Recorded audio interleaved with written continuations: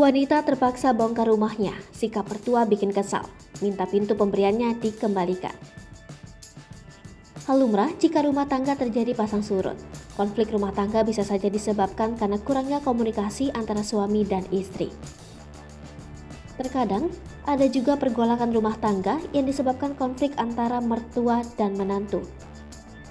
Seperti kisah yang viral baru-baru ini, seorang wanita mengungkapkan kekecewaannya atas sikap mertuanya. Kisah tersebut diunggah di akun TikTok @parfummaurazaza pada Selasa 14 Juni 2022 lalu. Pemilik akun TikTok itu mengurai cerita terkait sikap mertuanya. Dia mengungkapkan ibu mertuanya pernah menghadiahinya pintu rumah. Awalnya dia menolak hadiah tersebut. Namun ibu mertuanya tetap memaksa memasang pintu itu di rumahnya. Kini, tiba-tiba ibu mertuanya menyuruh mengembalikan pintu pemberiannya. Akhirnya rumahnya pun terpaksa dibongkar. Dia menyebut ibu mertuanya sempat menggembor-gemborkan saat membeli pintu pada seluruh keluarga. Video tersebut mengundang berbagai macam reaksi dari netizen.